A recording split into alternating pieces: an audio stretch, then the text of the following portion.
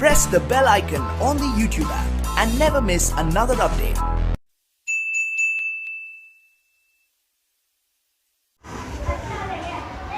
Hello friends, welcome back to my another video on MSc classes online. तो दोस्तों हम पढ़ रहे हैं क्लास 10 साइंस का chapter number 1 chemical reaction and equation. तो फ्रेंड्स इसके अंदर आज हम पढ़ने वाले हैं टाइप्स ऑफ केमिकल रिएक्शन को। और पिछली वीडियो में फ्रेंड्स मैंने आपको केमिकल रिएक्शन को बैलेंस करने की एक बहुत ही सिंपलेस्ट मेथड बताई थी। अगर आपने वो वीडियो नहीं देखी तो फ्रेंड्स आपको इस वीडियो के ऊपर एक आई बटन दिख रहा होगा, वहाँ से क्लिक करके उस वीडियो को देख सकते हैं, या आपको फ्रेंड्स नीचे डिस्क्रिप्शन में लिंक मिल जाएगा, आप वहाँ से भी उस वीडियो को देख सकते हैं। चलिए फ्रेंड्स वीडियो को स्टार्ट करें। लेकिन फ्रेंड्स वीडियो को स्टार्ट करने से पहले अगर आपने अभी तक हमारे चैनल को सब्सक्राइब नहीं किया है तो चैनल को सब्सक्राइब कर बेल आइकन को जरूर प्रेस कर लीजिए, ताकि फ्रेंड्स रोज आने वाले वीडियोस की नोटिफिकेशन। तो फ्रेंड्स आज हम डिस्कस करने वाले हैं 5 टाइप के केमिकल रिएक्शन को, जिसमें कि हम पहला पढ़ेंगे कॉम्बिनेशन रिएक्शन, जिसे कहते हैं संयोजन अभिक्रिया। दूसरा डिकम्पोजिशन रिएक्शन, जिसे वियोजन अभिक्रिया या विघटन अभिक्रिया भी कहा जाता है। और थर्ड आता फ्रेंड्स डिस्प्लेसमेंट रिएक्शन, जिसे विस्थापन अभिक्रिया कहते हैं। और इसके बाद हम पढ़ेंगे डबल डिस्प्लेसमेंट रिएक्शन यानी द्विविस्थापन अभिक्रिया। और फाइनली फ्रेंड हम पढ़ने वाले हैं ऑक्सीडेशन एंड रिडक्शन रिएक्शन, जिसे कहते हैं उपचयन और अपचयन अभिक्रिया। तो सारे रिएक्शन को फ्रेंड्स एक एक करके हम डिस्कस करने वाले हैं बहुत ही डिटेल में। चलिए फ्रेंड्स अब हम स्टार्ट करते हैं पहले रिएक्शन से, कॉम्बिनेशन रिएक्शन। तो चलिए फ्रेंड्स देखते हैं। चलिए फ्रेंड्स अब हम बात करेंगे कॉम्बिनेशन रिएक्शन की। एक बार इसकी डेफिनेशन को पढ़ेंगे हम, ठीक है। देखिए कॉम्बिनेशन रिएक्शन क्या है। तो द रिएक्शन इन विच 2 और more reactants combine to form a single product. क्या है भाई, देखिए इसे कहते हैं संयोजन अभिक्रिया, कि वैसी अभिक्रिया जिसमें 2 या 2 से अधिक अभिकारक संयोग करके एक उत्पाद का निर्माण करता है। क्या मतलब हो, देखिए समझिए एक बार, कि मैंने आपको पिछली वीडियो में बताया था फ्रेंड्स कि जो रिएक्टेंट है, रिएक्टेंट को हम लेफ्ट हैंड साइड में रखते हैं। तो यहाँ पे देखिए कोई भी 2 रिएक्टेंट हो, ये ज़रूरी नहीं है 2 ही रिएक्टेंट हो, 2 से ज़्यादा भी, मैंने क्या लिखा 2 और मोर, यानी 2 या 2 से अधिक रिएक्टेंट जब आपस में कंबाइन करके तो फ्रेंड्स एक उत्पाद को बनाएगा, एक अकेले उत्पाद को बनाएगा, तब इसे हम कहेंगे कॉम्बिनेशन रिएक्शन। क्योंकि फ्रेंड्स जो वर्ड कॉम्बिनेशन से ही पता चल रहा है आपको, कॉम्बिनेशन का मतलब क्या होता है, मिलना, किसी भी 2 चीज़ का मिलना। तो देखिए फ्रेंड्स यहाँ पे 2 रिएक्टेंट है, ये दोनों आपस में जुड़कर क्या बनाएगा, एक अकेले उत्पाद को जब बनाता हो तो इसे हम कहते हैं कॉम्बिनेशन रिएक्शन, ठीक है। अब एक चीज़ आपको ध्यान रखना फ्रेंड्स, जो रिएक्टेंट है, रिएक्टेंट के अंदर या तो ऐसा हो सकता है कि 2 एलिमेंट, कोई भी 2 एलिमेंट मिलकर एक अकेले उत्पाद को बनाए, यानी 2 तत्व मिलकर एक उत्पाद को बनाए, या ऐसा हो कि एक तत्व हो यानी एक एलिमेंट हो, दूसरा क्या हो, कंपाउंड हो यानी यौगिक हो, तो फाइनली ये दोनों मिलकर एक यौगिक को बनाए। या ऐसा भी हो सकता है फ्रेंड्स कि दोनों ही कंपाउंड मिलकर यानी दोनों ही यौगिक मिलकर एक अकेले यौगिक को यहाँ पे बनाता हो। तो फ्रेंड्स इन तीनों टाइप के एग्जाम्पल को अभी हम देखेंगे। देखिए सबसे पहले C+O2। देखिए कार्बन आपका एक एलिमेंट है, ऑक्सीजन एक एलिमेंट है, यानी ये दोनों क्या है, एक अलग अलग तत्व है, क्या बना रहा है, ये CO2 बना रहा है। तो फ्रेंड्स ये दोनों एलिमेंट मिलकर एक अकेले यौगिक को बना रहा है, ठीक है। तो दूसरा क्या, देखिए इसमें और ले सकते हैं हम H2+O2, क्या बना रहा है, H2O बनाएगा यानी वाटर बनाएगा। तो फ्रेंड्स देखिए ये भी हाइड्रोजन एक एलिमेंट है, ऑक्सीजन एक एलिमेंट है, और ये दोनों आपस में मिलकर क्या बना रहा है, वाटर को बना रहा है, ठीक है। अब चलिए इसमें अगर और एग्जाम्पल लेना चाहें आप तो देखिए ले लीजिए यहाँ पे N2+3H2, इससे क्या बनाएगा 2NH3। तो देखिए क्या है, नाइट्रोजन एक एलिमेंट है, हाइड्रोजन एक एलिमेंट है, दोनों जब आपस में मिल रहा है तो मिलने के बाद क्या बना रहा है, और ये बना रहा है अमोनिया, ठीक है। अब चलिए फ्रेंड्स हम तो समझ चुके हैं कि दो एलिमेंट मिलकर एक कंपाउंड को बना सकता है, यानी 2 तत्व मिलकर एक कंपाउंड को बना सकता है। तो ऐसा भी तो हो सकता है फ्रेंड्स कि एक तत्व हो, दूसरा कंपाउंड हो, और ये दोनों मिलकर आपस में एक कंपाउंड को बनाए। एक एग्जाम्पल हम यहाँ पे ले सकते हैं। देखिए फ्रेंड्स 2CO+O2, ये दोनों मिलकर क्या बनाएगा, 2CO2 बना रहा है, ठीक है। और इसमें अगर और एग्जांपल लेना चाहें, देखिए ये कंपाउंड है, ये एलिमेंट है, क्या मिलकर दोनों मिलकर एक कंपाउंड को बना रहा है। एग्जांपल ले लीजिए 2SO2+O2, तो ये बनाएगा फ्रेंड्स 2SO3, ठीक है, 2SO3। तो फ्रेंड्स अब आपको देखिए यहाँ पे समझ आ गया होगा कि एक कंपाउंड दूसरा एलिमेंट, ये दोनों मिलकर क्या एक कंपाउंड को बना रहा है। अब हम देखने वाले हैं कि दोनों कंपाउंड मिलकर किसी एक कंपाउंड को कैसे बनाता है। इसके लिए एग्जांपल देखिए, तो यहाँ पे एक एग्जांपल हम इसके लिए ले सकते हैं कि देखिए CaO कैल्शियम ऑक्साइड +H2O, ये भी कंपाउंड है फ्रेंड्स, ये भी कंपाउंड है, यानी दोनों यौगिक है, और यहाँ से दोनों मिलकर क्या बनाएगा, CaOH होल ट्वाइस, यानी ये कैल्शियम ऑक्साइड एक कंपाउंड है, वाटर एक कंपाउंड है, और फाइनली एक कंपाउंड को बना रहा है, ठीक है। दूसरा एग्जांपल अगर आप और लेना चाहें तो देखिए NH3+HCl, ये दोनों कंपाउंड है, और ये क्या बना रहा है, NH4Cl, ठीक है फ्रेंड्स। तो ये थे कुछ एग्जांपल्स कॉम्बिनेशन रिएक्शन के। होप कि फ्रेंड्स आपको कॉम्बिनेशन रिएक्शन समझ आ गया होगा। तो कॉम्बिनेशन रिएक्शन क्या था फ्रेंड्स, एक बार और समझ लीजिए। कॉम्बिनेशन रिएक्शन में मैंने आपको बताया कि कोई भी दो रिएक्टेंट आपस में कंबाइन करके एक अकेले प्रोडक्ट को बनाएगा, ठीक है। कोई भी दो रिएक्टेंट हो, कोई भी दो अभिकारक हो, वो दोनों जब आपस में मिलेगा तो फाइनली एक उत्पाद को बनाएगा, ठीक है। तो यहाँ पे आपको कॉम्बिनेशन रिएक्शन समझ आ गया होगा। अब चलिए बात करते हैं डिकम्पोजिशन रिएक्शन की। तो फ्रेंड्स डिकम्पोजिशन रिएक्शन देखिए आपके नेक्स्ट स्लाइड पे। तो चलिए फ्रेंड्स अब हम बात करेंगे सेकंड टाइप के केमिकल रिएक्शन की, जो कि है डिकम्पोजिशन रिएक्शन। तो फ्रेंड्स अब हम देखते हैं डिकम्पोजिशन रिएक्शन के डेफिनेशन, लेकिन फ्रेंड्स इससे पहले हम एक बार इसकी मीनिंग को समझ लेते हैं। डिकम्पोजिशन की मीनिंग को देखिए। डिकम्पोज का मतलब क्या होता है फ्रेंड्स, डिकम्पोज का मतलब होता है ब्रेक करना ना, तोड़ना। विघटन का मतलब भी क्या होता है, तोड़ना या टूटना, ठीक है। तो इसकी एक बार डेफिनेशन को पढ़ते हैं। देखिए, the reaction in which a single reactant break to form two और मोर प्रोडक्ट्स। देखिए क्या है, एक अकेला रिएक्टेंट ब्रेक होगा आपका और ये क्या करेगा, दो या दो से अधिक प्रोडक्ट को बनाएगा। तो फ्रेंड्स एक तरीके से हम कह सकते हैं कि ये जो है आपका कॉम्बिनेशन रिएक्शन का बिल्कुल उल्टा है, क्योंकि फ्रेंड्स कॉम्बिनेशन रिएक्शन में हमने पढ़ा था कि दो रिएक्टेंट आपका कंबाइन करेगा और एक अकेले प्रोडक्ट को बनाएगा। लेकिन फ्रेंड्स यहाँ पे क्या हो रहा है, एक सिंगल रिएक्टेंट ब्रेक हो रहा है। तो फ्रेंड्स जो रिएक्टेंट अपने आप तो ब्रेक नहीं होगा ना, तो इसको ब्रेक करने के लिए कुछ ना कुछ आपको एनर्जी की ज़रूरत पड़ेगी। तो चलिए फ्रेंड्स अब हम बात करेंगे। देखिए डिकम्पोजिशन रिएक्शन तीन तरीके का होता है। इसको तीन तरीके से हम डिकम्पोजिशन कर सकते हैं। पहला क्या है, ऊष्मीय वियोजन यानी थर्मल डिकम्पोजिशन, जिसमें कि फ्रेंड्स आपको हीट की रिक्वायरमेंट पड़ेगी। किसी भी रिएक्टेंट को ब्रेक करने के लिए आपको हीट की रिक्वायरमेंट पड़ेगी। देखिए क्या है थर्मल डिकम्पोजिशन रिएक्शन की आपको डेफिनेशन एक बार पढ़ते हैं। क्या है देखिए, when decomposition is carried out by heat, यानी जब डिकम्पोजिशन आपकी हीट के जरिए से होगी, जब विघटन आपकी ऊष्मा की मदद से होगी, तब इसे हम कहेंगे थर्मल डिकम्पोजिशन रिएक्शन। चलिए फ्रेंड्स अब हम एक एग्जाम्पल लेते हैं थर्मल डिकम्पोजिशन रिएक्शन की, जिसमें कि आपको हीट की जरूरत पड़ेगी रिएक्टेंट को ब्रेक करने के लिए। तो फ्रेंड्स एक एग्जांपल आपके पास देखिए FeSO4 है, जो कि FeSO4 को जब आप हीट देंगे, देखिए ये हीट का साइन है, जो मैं ट्रायंगल का फॉर्म निशान लगा रहा हूँ, ये हीट को डिनोट करता है इससे। तो इससे ये जो ब्रेक होगा तो क्या बनाएगा friends, Fe2O3 plus SO2 plus SO3, ठीक है। चलिए इसमें अगर सेकेंड टाइप का और एग्जाम्पल लेना चाहेंगे आप, इसमें देखिए 2KClO3, तो ये क्या बनाएगा, जब ब्रेक होगा तो 2KCl प्लस 3O2। और फ्रेंड्स ये हम क्या कर रहे हैं, तो हीट के, इसका सोर्स क्या है ब्रेक करने का, हीट। तो यहाँ पे एरो के ऊपर आपको हीट लगाना ज़रूरी है, ठीक है फ्रेंड्स। एक और एग्जांपल अगर इसमें चलिए देख लेते हैं। इसमें फ्रेंड्स आप एक लेड नाइट्रेट ले सकते हैं, PbNO3 होल ट्वाइस। तो ये जब फ्रेंड्स आपका ब्रेक होगा तो क्या बनाएगा, 2Pb plus 4NO2 plus O2। तो फ्रेंड्स ये जो आपके केमिकल रिएक्शन है, ये क्या है, ये थर्मल डिकम्पोजिशन रिएक्शन है, ठीक है। क्योंकि फ्रेंड्स इस टाइप के रिएक्शन को कराने के लिए हमें हीट की ज़रूरत पड़ी। तो जब आप डिकम्पोजिशन रिएक्शन हीट की हेल्प से करेंगे तो ऐसे रिएक्शन को हम क्या कहते हैं, थर्मल डिकम्पोजिशन रिएक्शन, ठीक है। अब सेकंड टाइप का आता है फ्रेंड्स इलेक्ट्रोलाइटिक डिकम्पोजिशन रिएक्शन, जिसमें आपको क्या है, इलेक्ट्रिसिटी की ज़रूरत पड़ेगी आपको डिकम्पोजिशन कराने के लिए। चलिए अब यहाँ पे एक आध एग्जाम्पल इसका ले लेते हैं। तो एक एग्जाम्पल फ्रेंड्स आप देखते हैं वाटर का, जब इससे आप इलेक्ट्रिसिटी को पास करेंगे तो फ्रेंड्स यहाँ पे इलेक्ट्रिसिटी लिखना पड़ेगा आपको। तो इससे क्या होगा, वाटर, हाइड्रोजन और ऑक्सीजन क्या होगा, अलग हो जाएगा, ठीक है फ्रेंड्स। अब इसमें अगर और एग्जाम्पल अगर आप लेना चाहेंगे तो देखिए आप ले सकते हैं NaCl ले लीजिए। तो इसमें आ जाएगा फ्रेंड्स 2Na प्लस Cl2। तो एक और एग्जांपल फ्रेंड्स अगर आप इसमें लेना चाहेंगे तो ले लीजिए यहाँ पे 2Al2O3 एल्यूमिनियम ऑक्साइड। तो इसमें आ जाएगा फ्रेंड्स 4Al प्लस 3O2। तो फ्रेंड्स ये जो सारे टाइप्स के आपके डिकम्पोजिशन रिएक्शन है, इसमें क्या है, आपको डिकम्पोजिशन कराने के लिए आपको इलेक्ट्रिसिटी की ज़रूरत पड़ी है, इसलिए फ्रेंड्स एरो के ऊपर आपको इलेक्ट्रिसिटी लिखना ज़रूरी है, ठीक है। तो ये थे कुछ इलेक्ट्रोलाइटिक डिकम्पोजिशन के एग्जांपल। आपको एग्जांपल बहुत ध्यान से याद रखना है, ठीक है।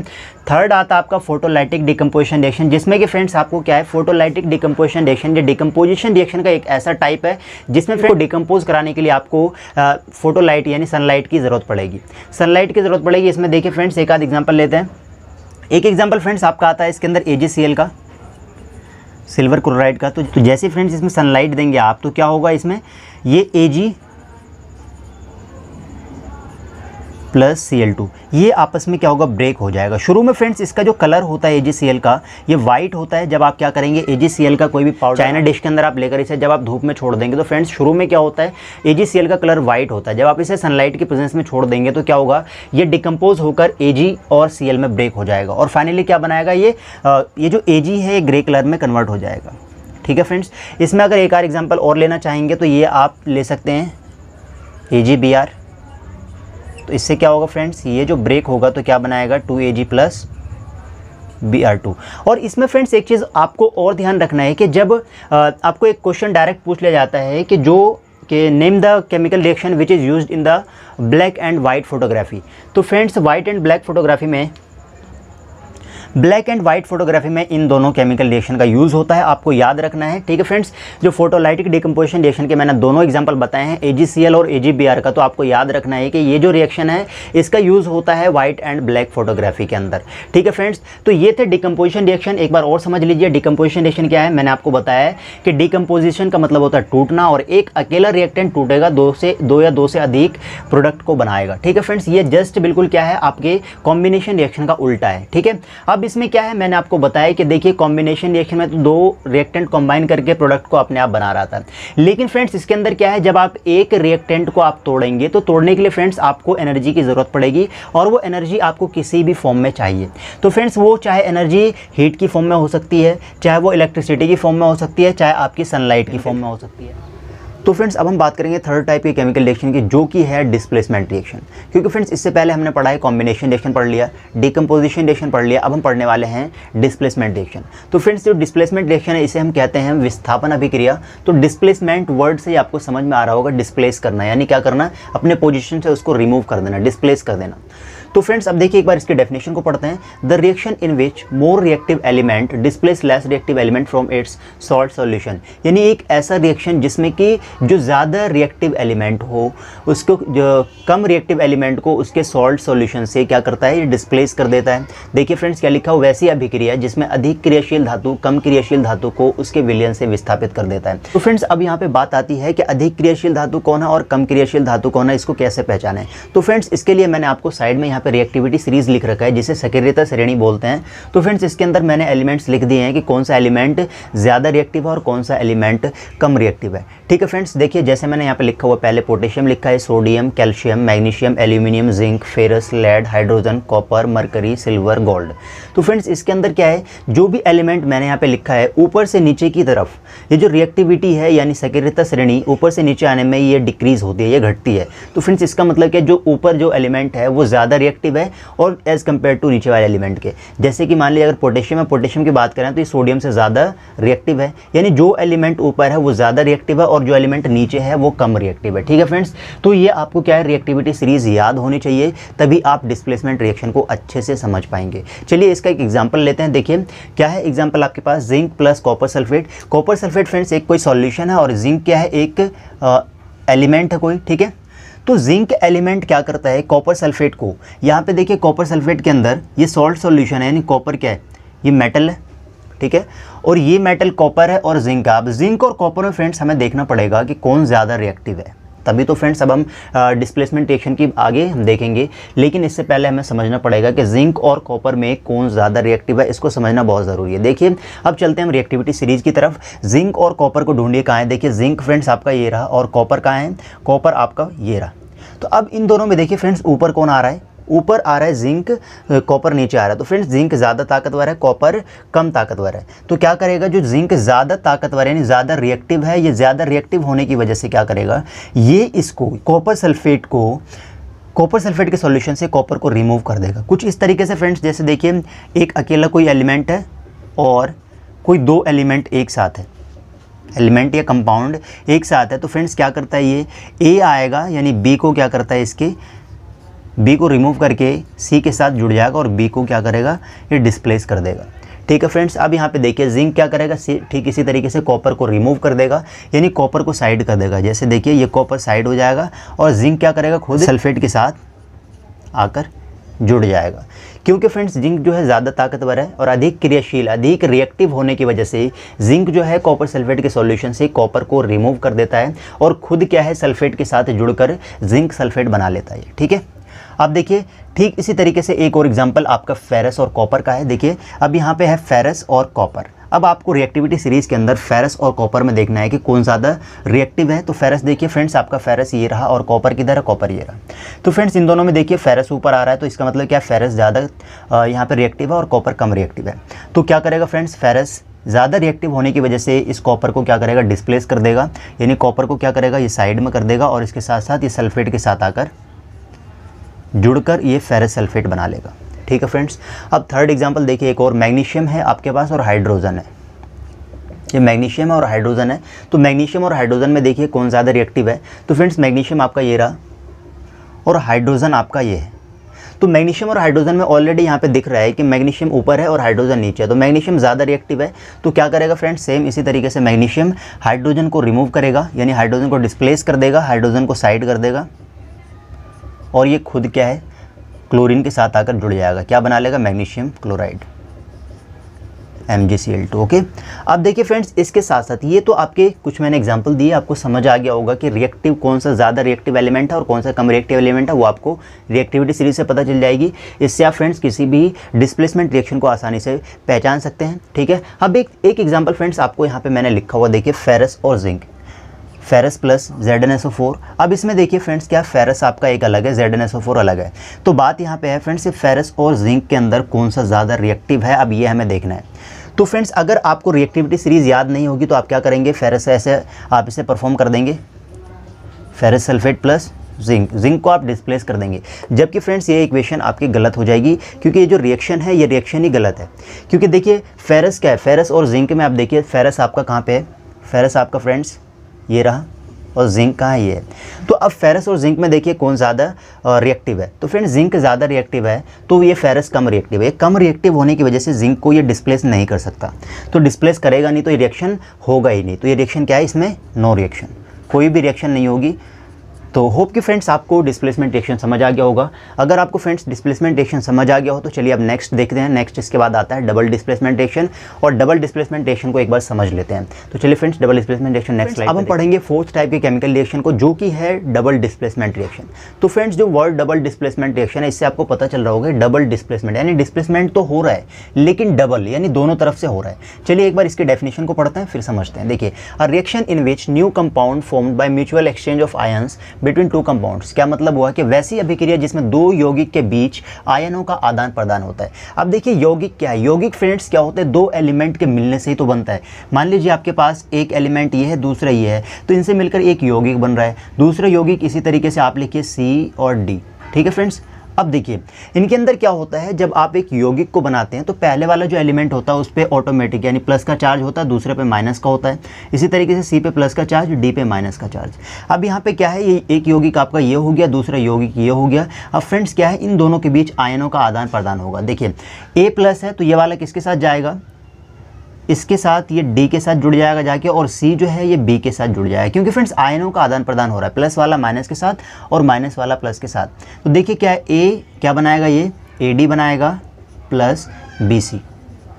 तो फ्रेंड्स बस यहाँ पे ये ध्यान रखना है कि मैंने आपको पिछले इसमें बताया था कि डिस्प्लेसमेंट रिएक्शन में क्या था, केवल एक जगह से जो ज़्यादा रिएक्टिव एलिमेंट था वो कम रिएक्टिव एलिमेंट को उसके सॉल्यूशन से डिस्प्लेस कर रहा था। लेकिन फ्रेंड्स यहाँ जो डबल डिस्प्लेसमेंट रिएक्शन है इसके अंदर क्या है, इसमें आयनों का आदान प्रदान होता है ना, एक एक्सचेंज ऑफ आयंस इसके अंदर होता है। तो देखिए क्या है, इसका एक एग्जाम्पल लेकर समझते हैं। देखिए फ्रेंड्स आपके पास एग्जांपल AgNO3 प्लस NaCl। अब मैंने आपको बताया कि पहले वाला जो एलिमेंट होगा या कंपाउंड उसके ऊपर कैसा चार्ज होगा, प्लस का, दूसरे वाले पे माइनस का। ऐसे यहाँ पे Na पे क्या प्लस का चार्ज, दूसरे पे माइनस का। अब यहाँ पे क्या है, एक्सचेंज ऑफ आयंस होना है। देखिए आयनों का आदान प्रदान होगा तो Ag क्या है, प्लस है, ये किसके साथ जाएगा, ये Cl के साथ, क्योंकि प्लस का चार्ज है, इसका माइनस के चार्ज के साथ जाएगा। तो ये बनाएगा फ्रेंड्स AgCl, और दूसरा क्या है Na और NO3, ये दोनों मिलकर NO3 बनाएगा। तो ये क्या है, डबल डिस्प्लेसमेंट रिएक्शन है। आपको बस क्या है, इस टाइप के आपको रिएक्शन मिल जाएंगे। आपको फाइनली पूछा जाएगा कि बताइए which of the following is double displacement reaction, which of the following is decomposition reaction या डिस्प्लेसमेंट रिएक्शन, कोई भी रिएक्शन आपको पूछ लिया जाता है। तो फ्रेंड्स आपको याद रखना है कि डबल डिस्प्लेसमेंट रिएक्शन में क्या है कि दो कंपाउंड के बीच उनके आयनों का यानी exchange of ions takes place. ठीक है, चलिए अब देखिए एग्जांपल्स। यहाँ पे पहला एग्जांपल आपके समझ आ गया होगा। सेकंड इसी तरीके से देखिए BaCl2 प्लस Na2SO4। BaCl2 देखिए क्या Ba प्लस है दूसरे पे माइनस का चार्ज, इसी तरीके से Na पे प्लस का चार्ज, SO4 पे माइनस का चार्ज। अब यहाँ पे क्या होगा, ये Ba जो होगा इस कंपाउंड का ये SO4 के साथ जुड़ जाएगा जाकर, यहाँ पे देखिए बेरियम सल्फेट बनाएगा। और दूसरे क्या है, सोडियम जो है Na ये Cl के साथ जुड़कर NaCl बनाएगा। ठीक है फ्रेंड्स, अब इसके साथ साथ एक चीज़ और देखिए फ्रेंड्स, इसमें क्या है, AgCl यहाँ पे एक वाइट PPT बना रहा है, BaSO4 वाइट PPT बना रहा है। अब यहाँ पे वर्ड आता है फ्रेंड्स PPT क्या है, PPT मतलब क्या होता है फ्रेंड्स, PPT कहते हैं प्रेसिपिटेट यानी अवक्षेप। तो आपसे एक क्वेश्चन पूछा जाता है व्हाट इज प्रेसिपिटेशन रिएक्शन, अलग से एक क्वेश्चन आ जाता है 1 नंबर में, और उसके साथ साथ आपसे एग्जांपल्स पूछ ले जाते हैं। तो फ्रेंड्स जो प्रेसिपिटेशन रिएक्शन है यानी अवक्षेपण अभिक्रिया है, उसको एक बार समझते हैं। देखिए कि प्रेसिपिटेशन रिएक्शन क्या है, कोई भी अभिक्रिया जिसमें अभिक्रिया के दौरान अवक्षेप यानी अविलेय ठोस पदार्थ का निर्माण होता है। अविलेय का क्या मतलब होता है, देखिए समझिए ज़रा। अविलेय जो कि घुलता ना हो, जैसे फ्रेंड्स मैंने आपको बताया था कि जब आप एक कंटेनर के अंदर, ठीक है, एक कंटेनर के अंदर आप मान लीजिए वाटर है और इसके अंदर आपने क्या करना है, चूना डालना है। तो चूना जैसे डालेंगे फ्रेंड्स क्या होगा, शुरू में इसके अंदर से बबल्स बनने शुरू हो जाएंगे और इसका जो कंटेनर है, कंटेनर बहुत ही गर्म हो जाता है, क्योंकि फ्रेंड्स इसके अंदर हीट भी निकल रही होती है। तो एक ऐसा रिएक्शन इसमें वो भी समझ लीजिए चलिए कि एक ऐसा रिएक्शन जिसमें रिएक्शन के ड्यूरेशन में हीट भी रिलीज होती है, तो फ्रेंड्स ऐसे रिएक्शन को हम कहते हैं एक्सोथर्मिक रिएक्शन यानी ऊष्माक्षेपीय अभिक्रिया। ठीक है, चलिए अब यहाँ पे देखिए क्या इसके अंदर क्या है, हीट निकल रही है। लेकिन फ्रेंड्स थोड़ी देर के बाद क्या है, जब ये चूना पूरी तरीके से पानी में मिल जाएगा, तो आप जब उसे छोड़ देंगे तो चूना क्या है, पूरी तरीके से इसके अंदर डिसॉल्व नहीं होगा, बल्कि उसके बेस पे जाकर यानी तल में जाकर ये क्या होगा, बैठ जाएगा कुछ इस तरीके से, यानी एक सॉलिड की फॉर्म में नीचे जाकर जमा हो जाएगा। तो इसे हम क्या कहेंगे, प्रेसिपिटेट बोलते हैं, जिसे यानी अवक्षेप बोलते हैं। ठीक है फ्रेंड्स, अब चलिए देखिए यहाँ पे आपके पास एग्जाम्पल्स है, ये सारे जितने भी एग्जाम्पल्स फ्रेंड्स मैंने लिखे हैं ये सारे प्रेसिपिटेशन रिएक्शन के भी एग्जाम्पल, आप इसमें भी एग्जांपल को कंसीडर कर सकते हैं। देखिए अब एक एग्जांपल है barium chloride plus copper sulphate. तो बेरियम पे कैसा चार्ज, प्लस का, कॉपर पे माइनस का, इसी तरीके क्लोरीन पे माइनस का, इसी तरीके से कॉपर पे प्लस का, सल्फेट पे माइनस का। तो फ्रेंड्स ये जो बेरियम है ये किसके साथ जाएगा, ये इसके सल्फेट के साथ जाके जुड़ जाएगा और क्या बनाएगा, बेरियम सल्फेट। और ये जो कॉपर है, कॉपर क्लोरीन के साथ जुड़ेगा तो क्या बनाएगा, ये कॉपर क्लोराइड। ठीक है, तो फ्रेंड्स देख रहे हैं, आपको दिख रहा है कि आयनों का आदान प्रदान हो रहा है, एक्सचेंज ऑफ आयंस हो रहा है इन दोनों के बीच। इसी तरीके से अब देखिए ये कॉपर है, इस पे प्लस का चार्ज है, सल्फेट पे माइनस का, हाइड्रोजन पे प्लस का, सल्फर पे माइनस का। अब ये जो प्लस का कॉपर है ये किसके साथ जाएगा, इस सल्फर के साथ जुड़ जाएगा यानी कॉपर सल्फाइड बनाएगा। और हाइड्रोजन जो है फ्रेंड्स ये सल्फेट के साथ जाकर जुड़ेगा और क्या बनाएगा, H2SO4 यानी सल्फ्यूरिक एसिड। ठीक है, अब इसके साथ साथ फ्रेंड्स आपने देखा कि यहाँ पे जो barium chloride plus sodium sulphate का रिएक्शन था, इसके अंदर क्या है, व्हाइट PPT का फॉर्मेशन हो रहा है जो कि बेरियम सल्फेट के रूप में। और इसमें क्या था, बेरियम क्लोराइड और कॉपर सल्फेट का जब रिएक्शन हुआ था तो यहाँ पे क्या बेरियम सल्फेट व्हाइट कलर का एक PPT बन रहा था। तो इसी तरीके से फ्रेंड्स अब नेक्स्ट एक और देखिए क्या है, कॉपर सल्फेट है, H2SO है, कॉपर सल्फेट का जो हाइड्रोजन सल्फाइड से रिएक्शन हुआ था तो इसमें एक कॉपर सल्फेट नाम का एक क्या है, ब्लैक PPT फॉर्म हुआ था यानी ब्लैक प्रेसिपिटेट फॉर्म हुआ था। तो फ्रेंड्स ये सारे जितने भी रिएक्शन है ये यहाँ से लेकर के यहाँ तक, और इसके साथ साथ एक रिएक्शन ये, तो फ्रेंड्स ये चारों रिएक्शन क्या है, आप इसको प्रेसिपिटेशन रिएक्शन में भी कंसीडर कर सकते हैं। और इसके साथ साथ क्या ये सारे रिएक्शन जो है डबल डिस्प्लेसमेंट रिएक्शन के एग्जांपल्स हैं। ठीक है, चलिए तो होप कि फ्रेंड्स आपको डबल डिस्प्लेसमेंट रिएक्शन अच्छे से समझ आ गया होगा। अब चलिए बात करते हैं डबल डिस्प्लेसमेंट रिएक्शन के बाद जो लास्ट रिएक्शन आता है, लास्ट रिएक्शन है friends oxidation and reduction reaction. चलिए इसको भी समझ लेते हैं एक बार, देखिए नेक्स्ट स्लाइड पे। तो फ्रेंड्स अब हम देखेंगे नेक्स्ट टाइप के केमिकल रिएक्शन को जो कि है ऑक्सीडेशन एंड रिडक्शन रिएक्शन। चलिए फ्रेंड्स देखते हैं एक बार कि ऑक्सीडेशन और रिडक्शन रिएक्शन में हम फ्रेंड्स ज़्यादा लंबे चौड़े डेफिनेशन में नहीं पढ़ेंगे और बहुत ही शॉर्टकट डेफिनेशन पढ़ने वाले हैं और बहुत ही ईजी तरीके से इन तीनों टाइप को, ऑक्सीडेशन को, रिडक्शन को और रेडॉक्स रिएक्शन को हम समझने वाले हैं। चलिए सबसे पहले देखते हैं ऑक्सीडेशन रिएक्शन को।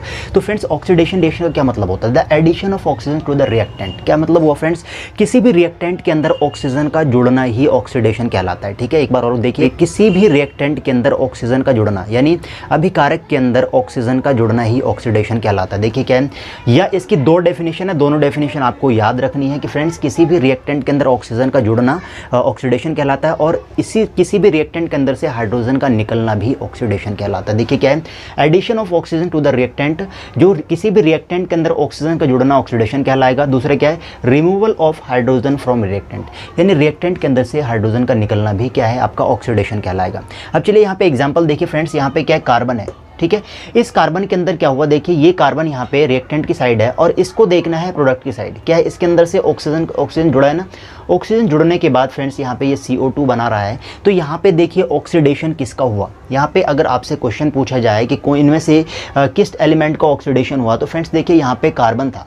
इस कार्बन को अब इधर की साइड देखिए तो कार्बन के अंदर क्या है, ऑक्सीजन जुड़ गया। यानी मैंने क्या बोला, एडिशन ऑफ ऑक्सीजन, यानी ऑक्सीजन का जुड़ना किसी भी रिएक्टेंट के अंदर। इस रिएक्टेंट के अंदर ऑक्सीजन जुड़ गया यहाँ पे, तो ये क्या हुआ, कार्बन का यहाँ पे ऑक्सीडेशन हुआ है। ठीक है फ्रेंड्स। अब चलिए नेक्स्ट एग्जांपल देखिए क्या है इसमें। अभी हाइड्रोजन की फॉर्म में देखिए एक बार कि अब यहाँ पे मैंने आपको बोला कि removal of hydrogen from reactant, किसी भी रिएक्टेंट के अंदर से हाइड्रोजन का निकलना। अब यहाँ पे देखिए आपके पास इस रिएक्टेंट के अंदर H2S एक रिएक्टेंट है जिसमें कि हाइड्रोजन 2 है, लेकिन इसको इधर की साइड देखिए आप, प्रोडक्ट की साइड, यहाँ पे 2 हाइड्रोजन था, इसके अंदर से अब ये 1 हाइड्रोजन बन चुका है।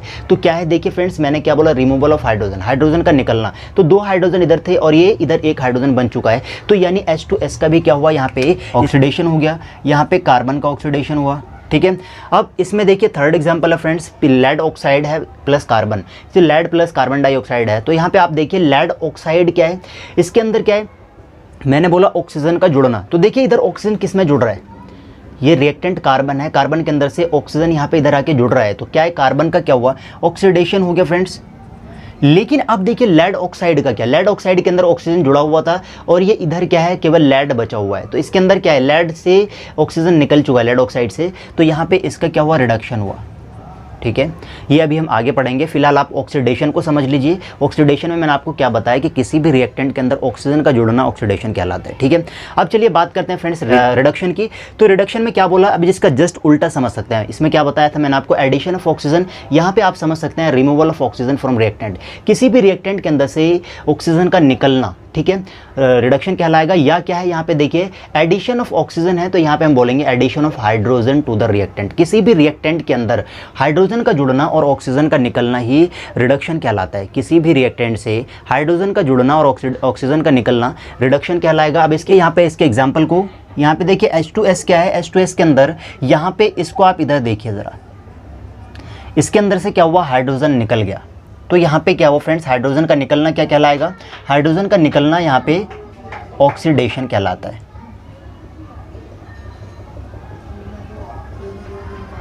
ऑक्सीडेशन। ठीक है। लेकिन अब क्लोरीन की बात करते हैं। तो फ्रेंड्स क्लोरीन को देखिए, क्लोरीन क्या है, इधर से आप क्लोरीन को देखेंगे तो क्लोरीन इधर आकर क्या हुआ, इस क्लोरीन के अंदर हाइड्रोजन यहाँ पे ऐड हो चुका है। तो यानी क्लोरीन क्या हुआ, क्लोरीन का हम कह सकते हैं क्या, यहाँ पे एडिशन ऑफ हाइड्रोजन। तो ठीक है, इस रिएक्टेंट के अंदर हाइड्रोजन जुड़ा है तो इसे कहेंगे, इसके अंदर इसके क्लोरीन का क्या हुआ, रिडक्शन हुआ। ठीक है।